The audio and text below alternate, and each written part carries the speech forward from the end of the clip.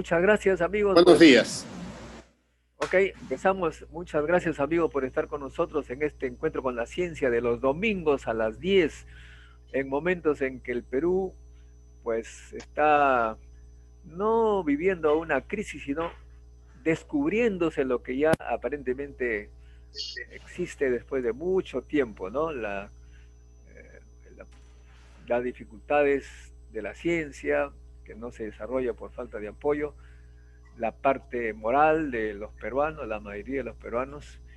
Ya no podemos decir que todo el mundo está corrupto porque ya nos estaríamos incluyendo a nosotros, o de repente también estamos metidos en esto, qué sé yo, ya uno nunca sabe, pero en fin, este programa, amigos, está dedicado a la ciencia, en salud sobre todo, y a la política científica. En primer lugar, vamos a entrevistar a un biólogo joven, Santiago Justo Arévalo, que está haciendo su doctorado en la Universidad de Pablo, y a quien conocí ya bastante, hace mucho tiempo, cuando hacíamos estudios de la contaminación de las aguas que ingresan al mar, a la Costa Verde, a través del subsuelo. Y bueno, lo he visto avanzar muy rápidamente, ahora tiene artículos publicados en revistas internacionales e incluso ha sido mencionado por una gran revista, creo que es el New York Times, o ahí está, imagínense ustedes, un peruano que sale en New York Times, no se ve todos los años. Como que cuéntanos, Santiago, en la primera parte va a dedicar a ti, ¿qué cosa estás investigando? ¿Qué cosa has publicado recientemente y dónde? Buenos días, doctor Modesto Montoya. Buenos días a Carlos y Ángel. Gusto en conocerlos y compartir esta entrevista con ustedes también. Ah, bueno, desde más o menos en marzo del año pasado hemos venido trabajando en este tema de la pandemia en SARS-CoV-2, aparte de los otros temas que ya teníamos avanzados, pero principalmente nos hemos dedicado a este tema, ¿no? Por ser, bueno, de importancia en el Perú y a nivel mundial. ¿No? Y bueno, recientemente ya salió por fin publicado, después de todo el proceso de revisión por pares y ese tipo de cosas, uno de los primeros artículos que escribimos sobre la identificación y la distribución de las variantes de SARS-CoV-2 en todo el mundo y sus implicaciones con la patogenicidad del virus y si de alguna manera, queríamos saber si de alguna manera estas variantes estaban relacionadas a infectar a algún género específico, digamos hombres o mujeres, o alguna edad específica, ¿no? Que alguno de estas variantes tenga alguna preferencia por infectar a personas mayores o personas menores, o que tenga algún grado de severidad mayor en la enfermedad o no. ¿No? Entonces, este artículo ha sido publicado el 17 de febrero, ya oficialmente, digamos, en la revista Frontiers in Microbiology, que es una editorial suiza bastante conocida. Bueno, es relativamente reciente, tiene más o menos 10 años, creo, de fundada, pero es una de las revistas, de las editoriales con mayor número de citaciones y ese tipo de cosas. Entonces, es un logro importante para mí personalmente porque ha sido hecho con puros peruanos. Entonces somos un grupo de más o menos ocho peruanos, de los cuales 6 de ellos trabajan en el Perú. Y yo y un compañero de la Universidad de Sao Paulo fuimos los que tenemos, digamos, un grado mayor en el extranjero, ¿no? Pero, o sea, ha sido un gusto grande trabajar con estos chicos, que la mayoría empezó el proyecto siendo aún estudiantes de pregrado, ¿no? Estudiantes con mucho entusiasmo que trabajaron muy, muy duro para sacar adelante este proyecto. Bueno, Santiago Justo de la Universidad Ricardo Palma, y bueno, y es uno de los biólogos más que están avanzando rápidamente en el Perú. Y su tema tiene que ver mucho con lo que estamos ahora sufriendo, porque el virus está mutando, está variando. Una diversidad de virus vamos a tener entre los años que vienen. Eso va a causar pues grandes problemas porque las vacunas de repente ya no van a ser las mismas van a tener que investigarse mucho más, una guerra permanente contra un enemigo invisible que cambia de cara, se disfraza, es decir, una cosa impresionante. ¿O me equivoco, Santiago? Bueno, hay mucha discusión alrededor de esas variantes.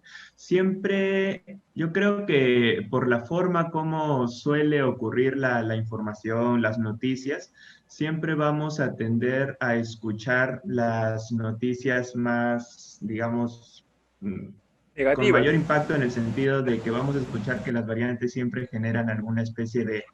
Ajá, sí. No, negativas o sensacionalistas, ¿no? Siempre que encuentren o sea, siempre que puedan decir con una pequeña evidencia o alguna pequeña base que una variante es más patogénica o más transmisible, eso es lo que vamos a escuchar, ¿no? Pero a nivel científico hay todavía muchas dudas de si estas variantes realmente están siendo más transmisibles y bueno, patogénicas, creo que no hay discusión, ninguna de las variantes ha demostrado ser más patogénica que la anterior.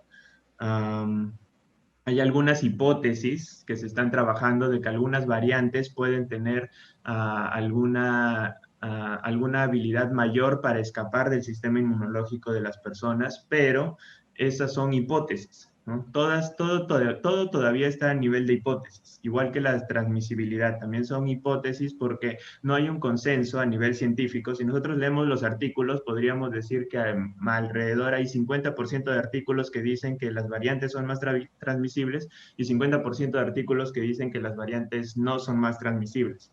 Entonces, eso es algo que tenemos que tener cuidado porque normalmente en las noticias solemos escuchar la parte, el 50% que dice que son más transmisibles, ¿no? Pero no solemos darle importancia a las otras metodologías que están demostrando que probablemente no sean transmisibles o más transmisibles. Entonces, todavía en realidad a nivel científico no hay un consenso de que estas variantes estén siendo más transmisibles, ¿no? Que es lo que más se está hablando. Muy bien, pero yo soy físico, físico nuclear, sé lo que es un poco la mutación de los seres vivos, etcétera, de las plantas y todo, y no es imposible, porque la mutación es así, no es imposible que tantos virus hay, que uno de ellos mute y se vuelva más peligroso. Eso lo dice la física. Los biólogos tienen que experimentar, a ver si pasa, observar, pero los físicos somos mucho más precavidos. Y digo que tiene que investigarse permanentemente porque de repente un virus sale muchísimo más peligroso y nos toma, como dicen los peruanos, con los pantalones abajo. ¿O me Sí, equivoco? sí. No, sí, en eso sí estoy totalmente de acuerdo. O sea, tiene que continuarse estudiando la aparición de estas nuevas variantes e intentar, por ejemplo, en el Perú estamos bastante atrasados en la capacidad que tenemos de detectar una variante y de luego investigar sus posibles efectos a nivel funcional o a nivel estructural, ¿no? Es algo que debemos tener de todas maneras porque sí, o sea, es posible que pase. La probabilidad es, entre comillas, bueno, no puedo decir baja porque tendríamos que hablar de números y ese tipo de cosas, pero es posible que una mutación genere una variante más patogénica o una mutación haga que las vacunas dejen de ser lo eficiente que están siendo actualmente, ¿no? Pero o sea, mi punto más va a saber informar, ¿no? Y a tener siempre la mejor, intentar tener la mejor manera de informar a la población, ¿no? De lo que está realmente aconteciendo, ¿no? Pero de que Hay que debemos mantener. hay que mantenerse alerta, ¿no es cierto? Sí, Y eso sí, hay que mantener el monitoreo siempre constante e implementar mejor los laboratorios, no solo de reporte de variantes, sino también investigar qué hace esa variante realmente, ¿no? Entonces necesitamos laboratorios que estudien a nivel de funcional el virus, a nivel funcional las proteínas del virus, ¿no? Y esos cambios que están surgiendo. muy bien. Ahora, tú tienes un sitio web donde la gente se puede informar de las variantes, ¿no? Sí, sí, nosotros construimos el sitio web que se llama SARS-CoV-2 haplofinder.urp.edu.pe, ¿no? Está alojado en el dominio de la Universidad Ricardo Palma, y ahí en realidad nosotros tenemos establecido un sistema de monitoreo de estas variantes a nivel mundial, ¿no? Y cómo van surgiendo y cuáles son sus frecuencias en el mundo, en los diferentes continentes y ese tipo de cosas, ¿no? Es ahí donde colocamos las actualizaciones antes de preparar un manuscrito para alguna revista. Muy bien, y te has convertido en la estrella de la URP, Santiago. A ver, los Bueno, doctores Carlos Guarnizo, Ángel Suárez, Manuel Álvarez, ¿alguna pregunta para nuestro joven científico? A ver, muy buenos días ante todos. Muchas gracias por la invitación. Es un honor compartir con colegas, investigadores, esta reunión. Cuéntanos brevemente, Ángel, ¿dónde trabajas o Yo trabajabas? trabajo en el Hospital Rebagliati en el servicio de emergencia pediátrica. Yo soy pediatra clínico. He sido profesor de la Facultad de Medicina de la Universidad Ricardo Palma en el curso de pediatría en la Facultad de Medicina. También soy profesor de farmacología en la Universidad Villarreal. He sido profesor también de pediatría, de farmacología en la Universidad San Martín y tutor de residentes internos de la Universidad San Marcos y la Universidad Villarreal. ¿Cuál sería Por tu lo tanto, pregunta? mi pregunta es cierto, evidentemente, que todos los virus mutan o tienen variantes.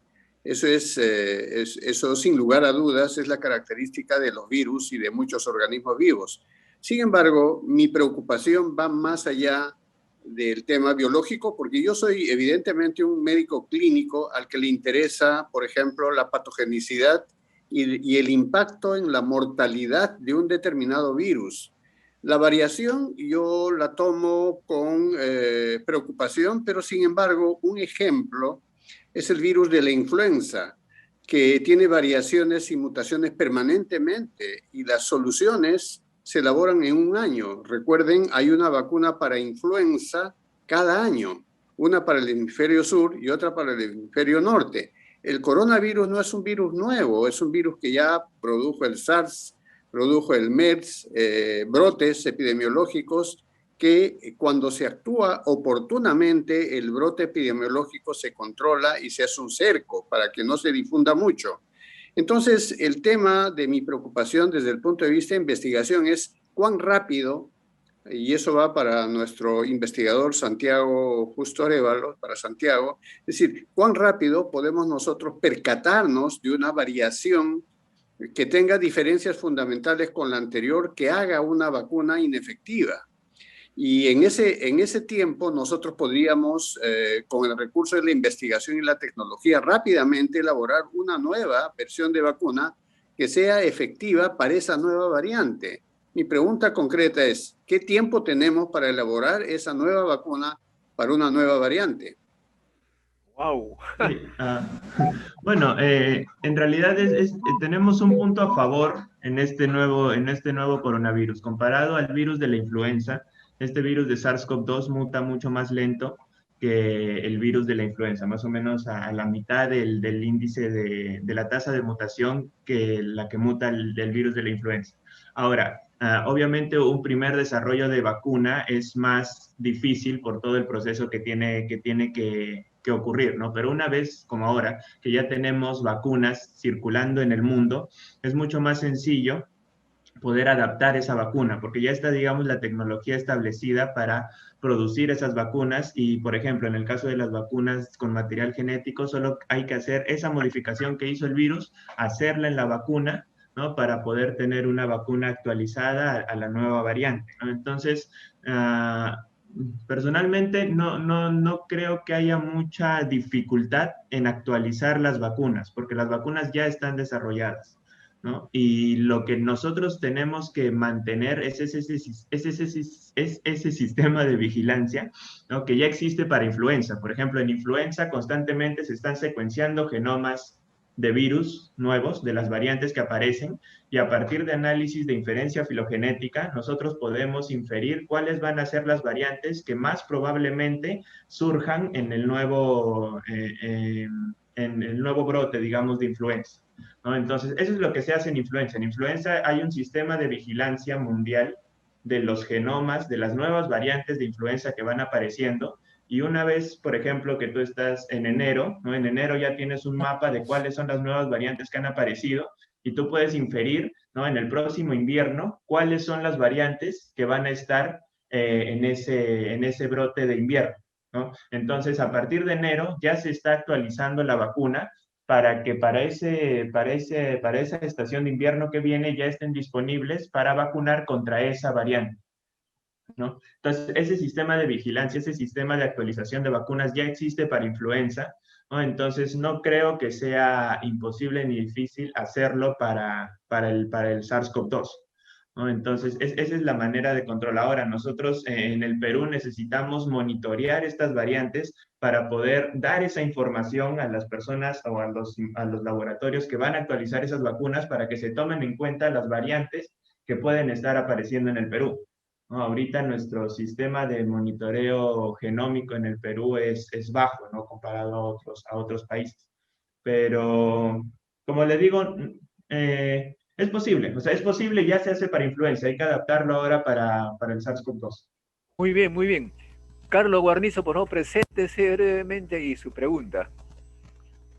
Con mucho gusto. Bueno, muy buenos días, Ángel, Santiago, Manuel. Gracias, Modesto, por la invitación a conversar de este tema. Bueno, Ricardo Guarnizo, soy médico, me dedico al tema de promoción de salud. Es un área de gestión de estilos de vida saludables a través de una organización que se llama ProSynergy, a través de la cual implementamos proyectos de innovación y tecnología para buscar nuevas formas de enfrentar los problemas sociales y los determinantes de la salud, que es lo que es el concepto de promoción de salud, ¿no? Tengo mi maestría de negocios en ESAN también, que la hice hace ya 10 años, y estudié en la Universidad de Washington. Tuve una beca de la fundación de Bill Gates para estudiar un posgrado de población y desarrollo y buscar nuevos paradigmas para enfrentar los retos sociales que tenemos. Bueno, muy interesante la investigación y trabajo que hace Santiago, realmente es impresionante. Con tu juventud y que estés liderando este proceso, te felicito realmente.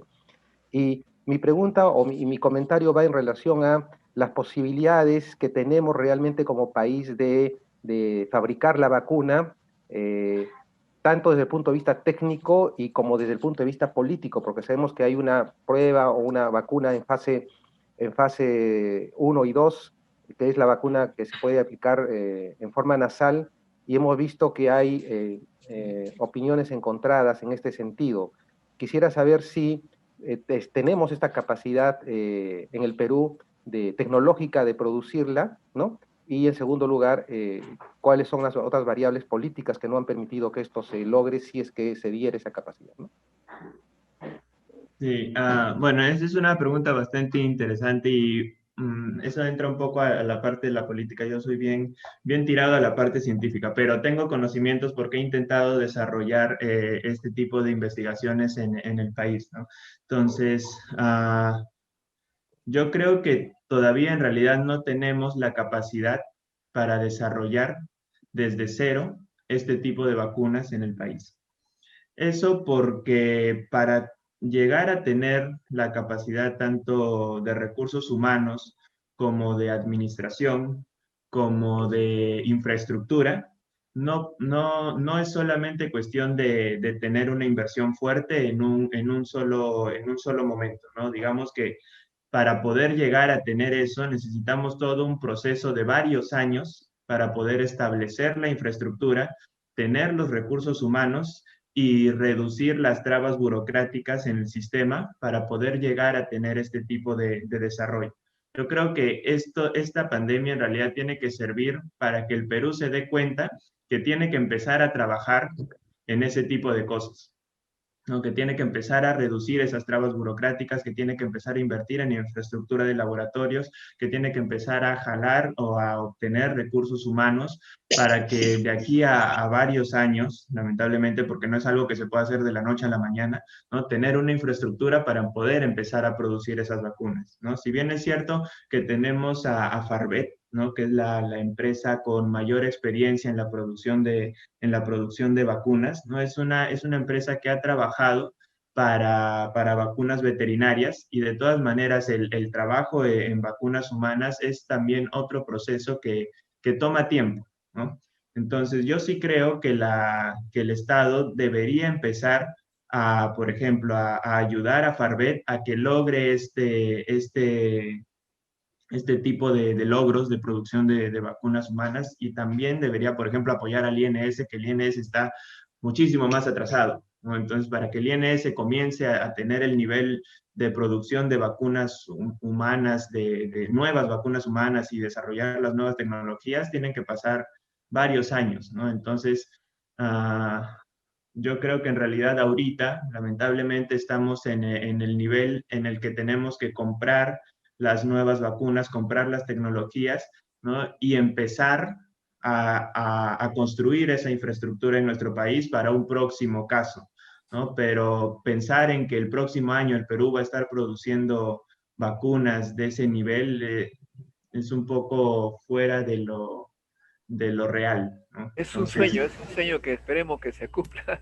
pero sí, de ese todas punto, maneras ¿no? el tema, esto de los recursos humanos es algo que venimos tratando hace mucho tiempo. El Estado peruano parece que tiene repulsión por los talentos, porque las universidades privadas tienen la posibilidad de contratar gente, pero las estatales, y el Estado está allí, ha cerrado prácticamente las posibilidades de contratar nuevos talentos porque ha congelado los presupuestos para el nombramiento, el concurso por nombramiento, ¿no?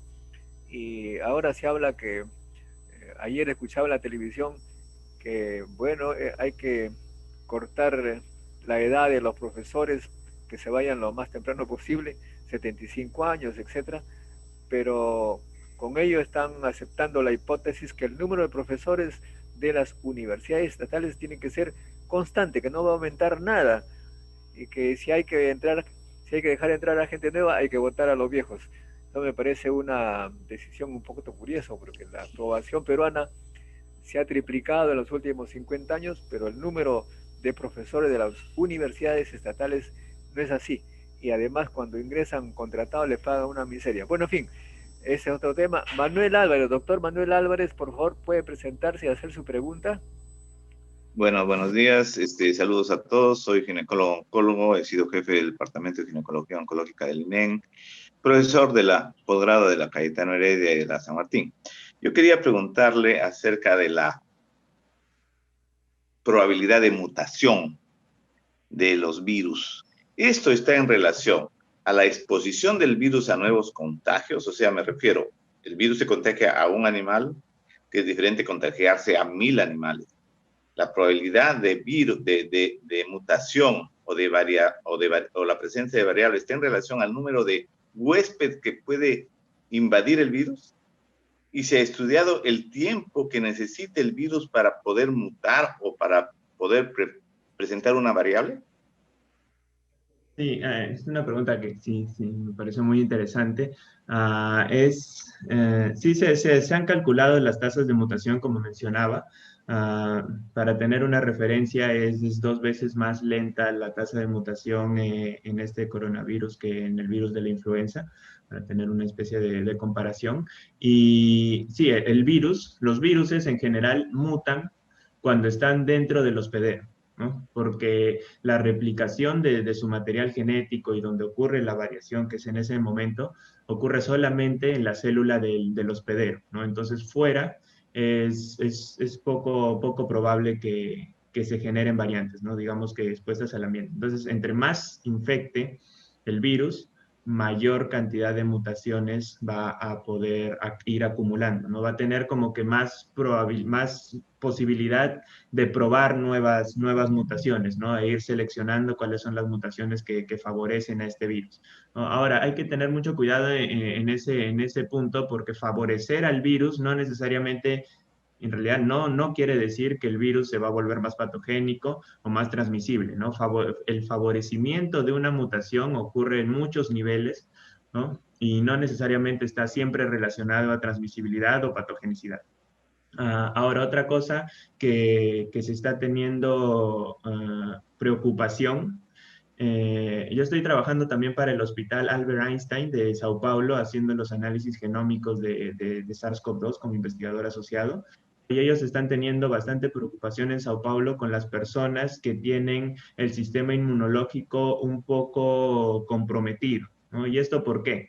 Porque el virus llega a esas personas, ¿no? Y a veces no causa una enfermedad muy severa, pero debido a que están inmunocomprometidos, el virus puede mantenerse largo tiempo en esa persona, ¿no? Y eso le da la posibilidad al virus para poder probar muchas mutaciones porque está en constante replicación. No llega a generar una enfermedad severa, pero digamos que está meses en esa persona y eso le da la posibilidad al virus para ir mutando, ¿no? E ir haciendo más pruebas de diferentes mutaciones, ¿no? Entonces los problemas ah, eh, cuando el virus queda alojado mucho tiempo en el hospedero, es ahí cuando cuando se pueden generar estas nuevas variantes, digamos, mucho mejor adaptadas, ¿no? Que es, por ejemplo, la hipótesis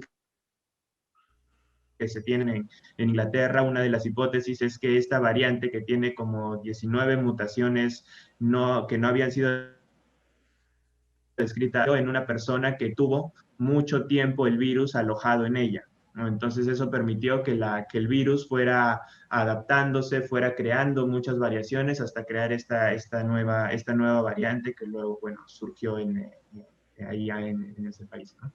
Bueno, pasamos al tema desafortunado que ha ocurrido en el Perú. Ayer en mi Twitter puse una frase, o dos frases, que la ciencia es conocimiento, y si alguien hace mal uso del conocimiento, no es que la ciencia esté manchada. Igual que decía allí que el caso de un panadero que trabaja para una panadería, cuando hurta un pan de la panadería, no significa que los panes que están en la panadería se han malogrado, ¿no? Creo que, porque hay esta frase que la ciencia está manchada, no veo por qué tiene que estar manchada si alguien comete algún problema allí ilegal o irregular o como se llame. ¿Cuál es la opinión de ustedes, expertos en estos temas, sobre lo que ha ocurrido con lo que se le llama ahora el vacuna gate? Profesor Carlos Guarnizo, ¿cuál es su opinión, usted que está también en la gestión de la salud? Bueno, lo que ha ocurrido simplemente creo que es un reflejo de cómo nuestros valores y principios a nivel nacional se reflejan en los procesos que desarrollamos tanto instituciones públicas como privadas. Y somos un sistema, tú lo sabes, Modesto, nuestro universo es un sistema y todo sistema tiene el principio de recursividad, es decir, el sistema menor refleja lo que sucede a nivel del sistema mayor y el sistema mayor es reflejado en lo que sucede en el sistema menor. Entonces, lo que estamos viendo es algo que tiene que ver con la pérdida de principios y valores y esto se está reflejando, se ha reflejado en el vacuna gate a nivel de la forma como se tomaron las decisiones, la forma como se importaron estas vacunas experimentales o de cortesía, llámese entre comillas, que al final es ilegal y la forma como se han usado, que es un proceso, es un problema ético y también legal, ¿no? Y creo que mi opinión en ese sentido es esto, ¿no? Es una opinión más sistémica, estamos viviendo el reflejo de lo que ha sucedido y concuerdo contigo, esto no por nada debe dañar o daña la reputación y trayectoria de la Universidad Cayetano Heredia o San Marcos, son las personas, algunas personas que han estado ahí las que han ocasionado el problema y creo que las instituciones son más grandes que sus problemas y esto se tiene que revertir y que sirva como un driver o un catalizador para que ya salga a la luz este tipo de problemas éticos, antivalores que se están produciendo en todas las esferas públicas y privadas de nuestro país. Más allá de las instituciones, la idea es que la ciencia no está manchada, la ciencia es conocimiento que puede ser usado de manera adecuada por las personas o también un poco de manera torcida. Profesor, doctor Ángel Suárez, ¿cuál es su opinión sobre este tema? Bueno, yo estoy totalmente de acuerdo con el doctor Guarnizo. Sin embargo, las instituciones no son los edificios, no son los equipos, sino son justamente las personas, ¿no? Y es decepcionante que de dos universidades prestigiosas, desde la cabeza, es decir, desde las autoridades máximas de estas universidades, entiéndase, rectores, vicerrectores, investigadores, siendo la élite médica, la élite científica, con prestigio en investigación, no hayan considerado la más mínima empatía por sus propios colegas que estaban al frente del paciente.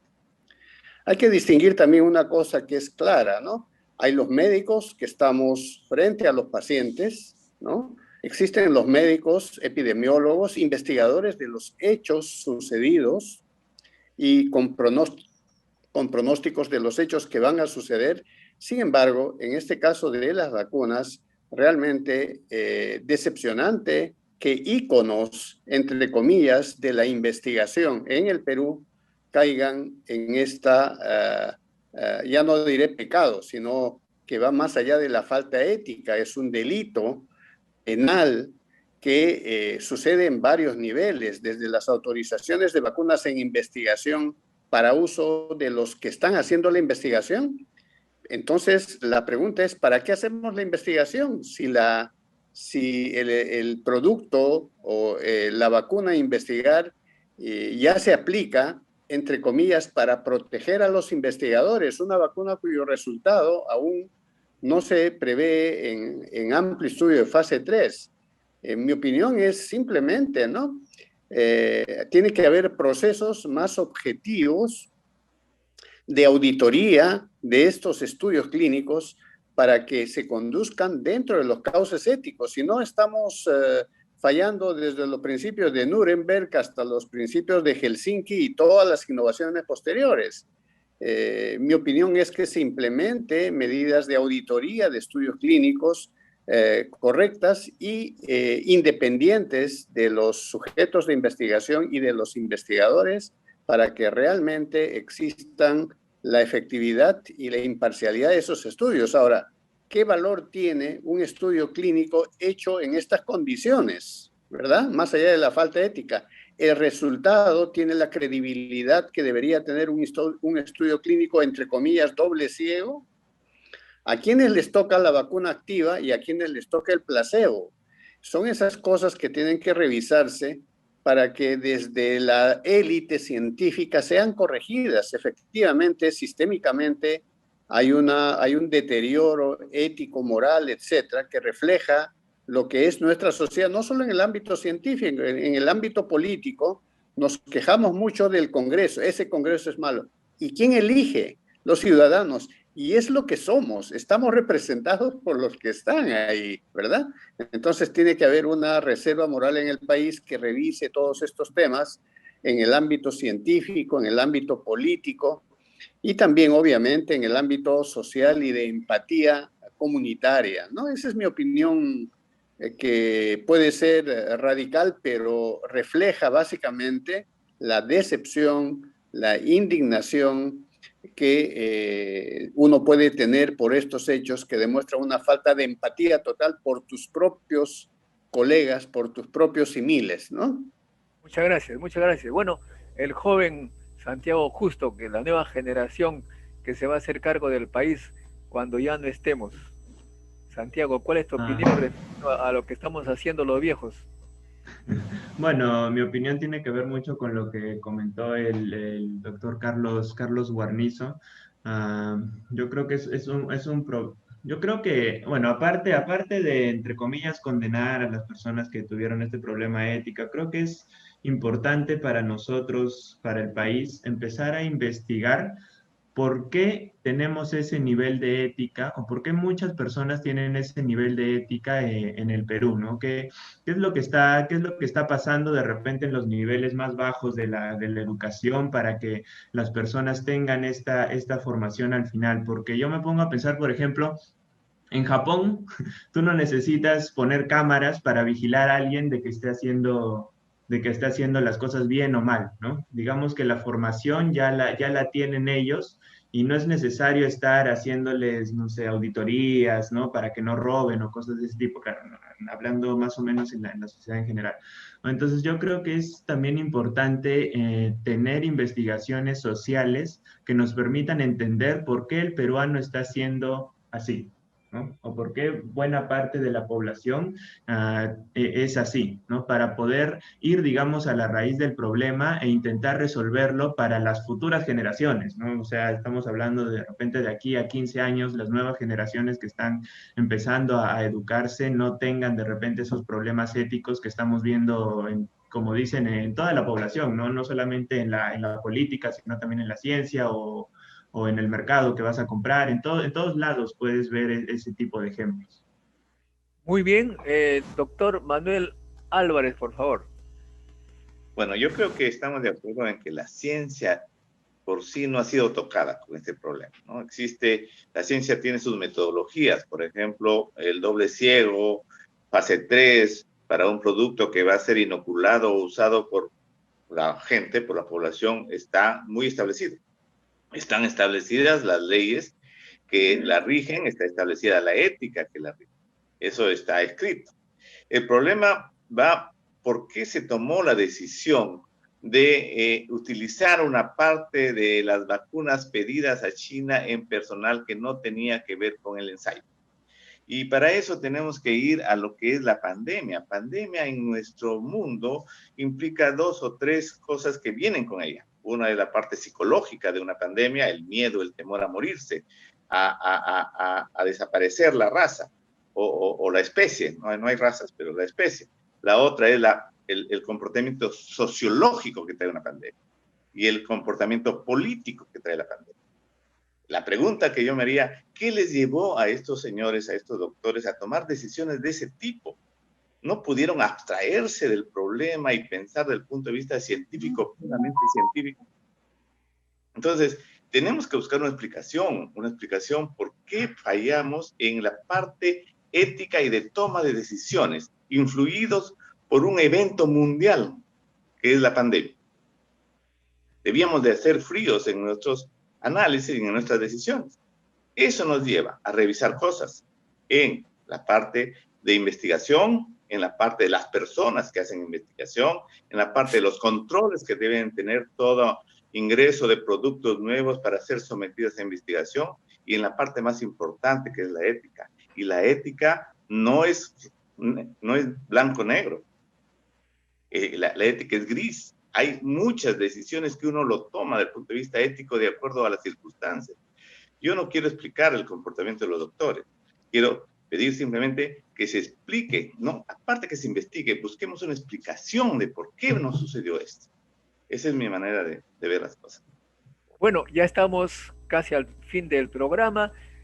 Ustedes son médicos, biólogos y aparte de Santiago, todos más o menos andamos por la misma edad, ¿no? Hemos conocido bastantes cosas en nuestras vidas, pero lo que más me preocupa, seguramente ustedes también, es el colapso sanitario, que en realidad la pandemia no ha hecho otra cosa que desnudarlo, puesto que en tiempos normales el sistema está colapsado. Cuando yo voy a e-salud a ver para que me vean un mal urgente, me mandan a 4 meses. Ya, o sea, ¿para qué pago yo seguro si van de repente a recogerme ya muerto? No me tenga tiempo y bueno, es todo un problema. Ustedes conocen bien, ¿cómo podrían así en poquísimas palabras describir el sistema sanitario del Estado peruano? ¿Qué es lo que más nos interesa? Doctor Ángel Suárez. Bueno, nuestro sistema evidentemente, como todos ya ahora conocemos, la pandemia ha ayudado a desnudar nuestra crítica realidad. Es un sistema de salud fraccionado, ¿no?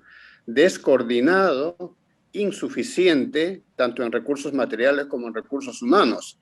y con algunos paradigmas de gestión distorsionados. Por ejemplo, si un hospital tiene un año 1.000 consultas y al siguiente año tiene récord de 2.000 consultas, se lo considera productivo, ¿no? Sin embargo, el hecho de que haya 2.000 consultas solo significa que ha habido más deterioro de la salud en más personas. Por lo tanto, ahora que se habla mucho de la atención primaria, deberíamos redefinir qué cosa es la atención primaria y más bien deberíamos premiar aquella gestión donde la atención de los pacientes disminuye. Eso supone de que hay más personas sanas o más personas estables en su salud, ¿verdad? Entonces, lo que se tiene que hacer es desarrollar un sistema, creo que estamos con esta pandemia, ojalá en camino a eso, un sistema integrado, un sistema universal y que priorice no el hospital, sino la atención primaria para la prevención y promoción de la salud, de tal manera que los hospitales sean solo para aquellos casos que inevitablemente obliguen a una atención más sofisticada. Recuerden los países donde la prevención y la promoción es muy alta, países nórdicos, por ejemplo, la demanda de los servicios de salud ha disminuido profundamente. Entonces, ahí hay un trabajo muy arduo que desarrollar, favoreciendo aquellas políticas que nos lleven a implementar un sistema de salud oportuno, eficiente, equitativo y adecuado, ¿no? ¿Y en América Latina no hay un país que tenga esa política de prevención mejor que los otros?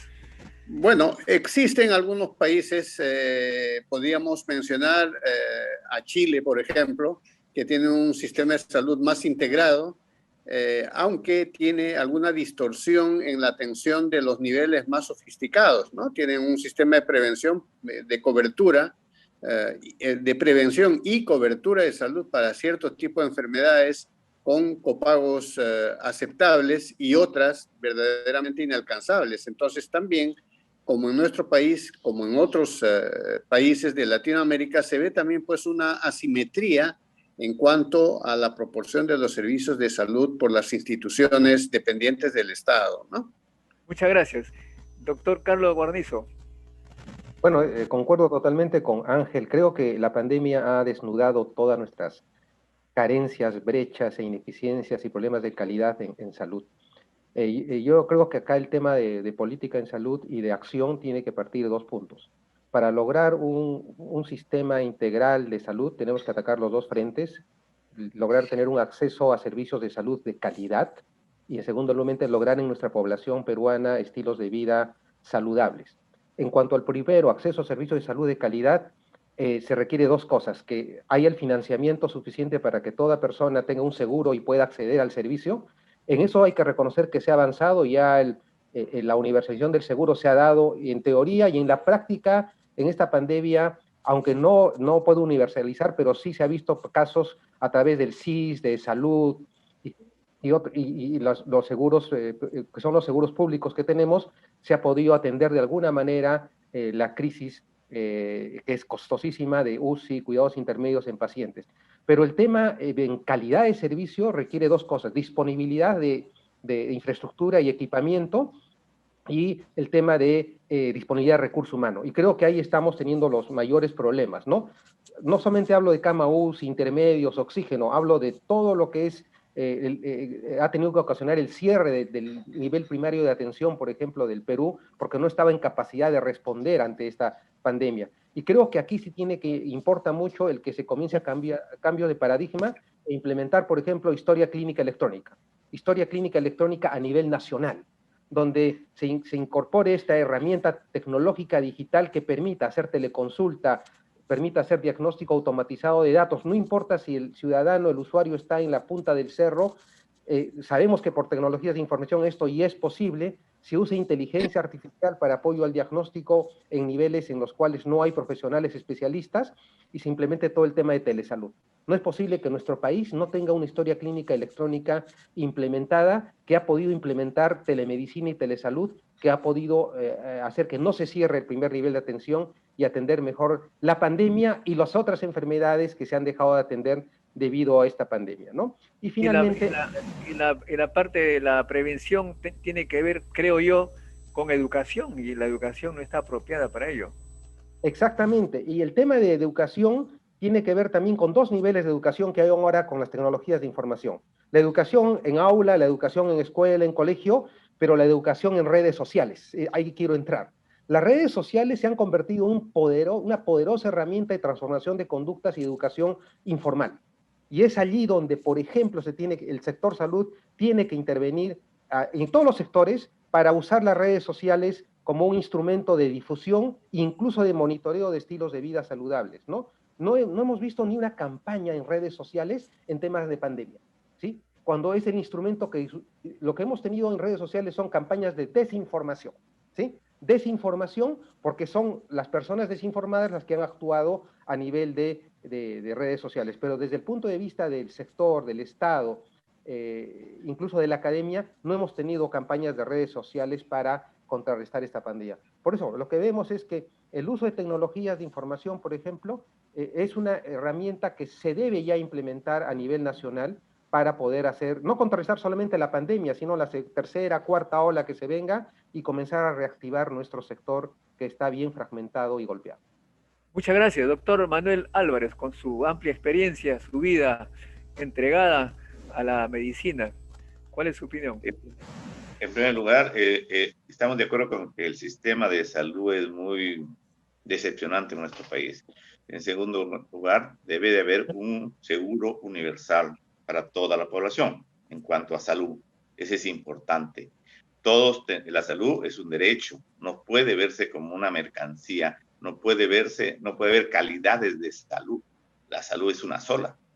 En tercer lugar, hablar de un sistema de salud eficiente es hablar del primer nivel de atención, la atención primaria que se llama.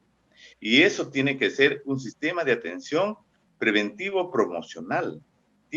Cada área de la población tiene que depender de un centro de salud para que pueda ir a hacer prevención y promoción, atender capa simple.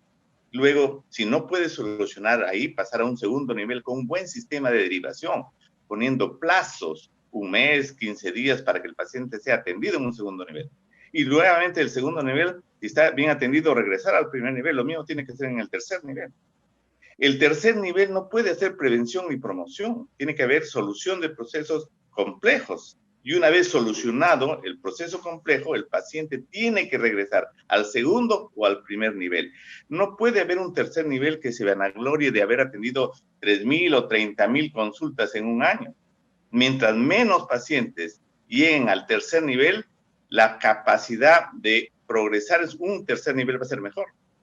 Entonces, el sistema de salud en nuestro país pasa por un primer nivel muy eficiente, donde tenga capacidad de resolución, no de curar y tratar síntomas, sino capacidad de resolución implica poner un laboratorio, ponerle imágenes simples, ponerle especialistas cercanos que influyan en una área determinada, 10,000 habitantes, 20,000 habitantes, para que pueda evitarse la enfermedad.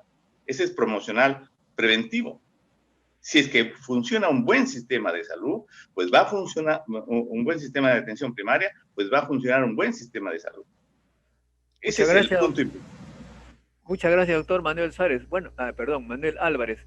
El tema es también que los científicos, investigadores del Perú, relacionados con la salud, se quejan, y también en otros campos, ¿no? Dicen de que el Estado peruano parece estar diseñado solamente para importar, no para investigar, que cuando uno quiere investigar, pues hay 1000 trabas burocráticas, normas que te hacen muy difícil el trabajo. De modo que la pregunta va en ese sentido al investigador Santiago Justo Arévalo de la Universidad Ricardo Palma. ¿Cuál es tu opinión acerca de estas ideas? Bueno, sobre el tema de la investigación y la burocracia, sí, yo digamos que en la Universidad Ricardo Palma se sufre bastante de eso, ¿no? Hay bastantes cosas que trabajar, bastantes procesos administrativos que debemos limar. Y bueno, en ese tema, justo este año, por la situación de la pandemia, hemos por suerte tenido tenido conversaciones con el rector, con los decanos de las facultades y estamos teniendo continuamente estas reuniones para poder empezar a limar estos problemas, ¿no? Empezar a reducir las trabas burocráticas de los procesos de investigación, ¿no? Tanto como aprobación de proyecto, obtención de equipos, ¿no? Importación de equipos, mantenimiento de los equipos, todo ese tipo de cosas que tienen que mejorarse si realmente queremos hacer investigación, ¿no? Y respecto al Estado, se refieren ellos de que las normas estatales son muy intricadas y no hay unas normas para investigar, eso es lo que dicen. Sí, o sea, es creo que el mismo caso, ¿no? Hay demasiadas, por ejemplo, como para poner en comparación, cuando uno presenta un proyecto en Brasil para que sea aprobado por las entidades de apoyo a la investigación en Sao Paulo, uno normalmente solamente tiene que presentar, digamos, que las metodologías, el equipo de trabajo y el presupuesto que se va a requerir, ¿no? En cambio, por ejemplo, para Concitec hay que llenar varios formatos, formularios, ¿no? Y el proceso de evaluación de si ese proyecto va a salir o no, también es muy engorroso, ¿no? Muy bien, muchas gracias. Ahora sí nos falta 5 minutos para terminar. Así, en un minuto van ustedes a expresar su visión del Perú. ¿Qué quieren que sea la salud en el Perú de aquí a los próximos años? En un minuto, por favor, doctor Ángel Suárez. Bien, el planteamiento está, ¿no? Es, en principio, reforzar el sistema de salud, organizar su estructura, priorizando el primer nivel de atención, prevención y promoción de la salud, y la capacidad de un seguro social universal financiado por las instituciones, sean estatales, paraestatales, como el Seguro Social, y también las privadas. Repito, el acceso a la salud universal, ¿sí? En cualquiera de sus modalidades, priorizando la atención primaria, es decir, prevención y promoción de la salud, y un sistema también de salud organizado, integrado y estructurado. Muchas gracias. Gracias, doctor Carlos Guarnizo. Bueno, todo lo anterior que menciona Ángeles es lo que hay que hacer. Lo que yo quisiera agregar es la forma. No, para cambiar las cosas, la peor locura es seguir haciendo más de lo mismo para que cambien las cosas. Yo estoy convencido totalmente que introduciendo tecnologías de información a nivel del sector salud, en todo nivel público-privado, podemos reforzar, hacer una reforma del sector salud. Y esto es muy importante porque todas las empresas actualmente están reformando su forma de hacer negocios empleando tecnologías de información. Es lo que se llama transformación digital. Y en el sector salud no existe ninguna iniciativa ahora de transformación digital. Y eso es lo que hay que comenzar a implementar, y es así que se van a cerrar brechas de seguridad, de eficiencia, de calidad de atención, de teleconsultas, telemedicina, donde hay especialistas hasta el lugar más alejado, porque hay tecnología de información para eso, ¿no? Nada más, Modesto. Gracias, doctor Manuel Álvarez, por favor. En corto, necesitamos un acceso universal a la salud. Necesitamos un seguro universal de salud para toda la población. Una calidad en la atención en los diferentes niveles, donde prime la persona como una persona enferma. La educación en salud significa promoción y prevención a nivel primario, tratando de evitar que se presente la enfermedad, y la formación de recursos humanos, que es muy difícil en nuestro país, que implica pues una inversión de 2 o 3 años para los diferentes niveles de atención. Debe haber medicina familiar para primer nivel, subespecialistas para tercer nivel y especialistas para el segundo nivel. Eso es lo que es mi idea, ¿no? Gracias, doctor Manuel Álvarez. Santiago Justo. Bueno, yo solamente quisiera, como no soy muy experto, digamos, en la parte de salud y eso, solamente quisiera dejar la pregunta abierta de, yo creo que hay muchos, por ejemplo, yo estoy viendo aquí muchos expertos peruanos con muchas ideas para trabajar, pero mi pregunta, para dejarla sería, ¿qué está faltando para que estas ideas de estas personas lleguen realmente a implementarse en el país, ¿no? ¿Dónde está el problema con que todas esas ideas que podrían mejorar la salud en el país se empiecen a aplicar, ¿no? ¿Qué está pasando? Si tenemos las ideas, por qué no llegamos a verlas, ¿no? Bueno, yo tengo una respuesta, ya estamos casi terminando. La respuesta que ensayo es la siguiente. Los profesionales, investigadores, tienen una animadversión a la política porque ven que la política pues es una guerra de intereses tremendos y nadie se quiere meter en estos complejos y turbulentos y a veces sucios vientos, ¿no? Ese es, creo, pero nosotros, después de tanto tiempo de haber experimentado, hemos osado convocar a la formación de un partido que se llama Partido de la Ciencia.pe.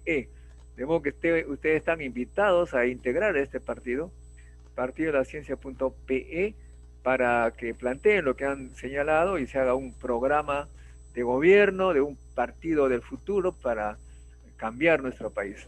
Así que los invito a todos ustedes, Partido de la Ciencia.pe, porque cuando uno convoca a los partidos actuales, mañana a propósito a las 6 de la tarde, por este mismo canal cienciaperú.tv, los candidatos a Congreso que tienen ideas al respecto van a presentar sus propuestas. Pero tenemos mucha dificultad porque los candidatos al Congreso no son médicos, expertos, son jóvenes, son populares en ciertos campos, son sociólogos más que nada, abogados, economistas. Los científicos no se involucran, ese también es otro tema, ¿no? Como dijo Albert Einstein, el mundo no está mal porque existen los malos, sino porque los buenos no hacen nada.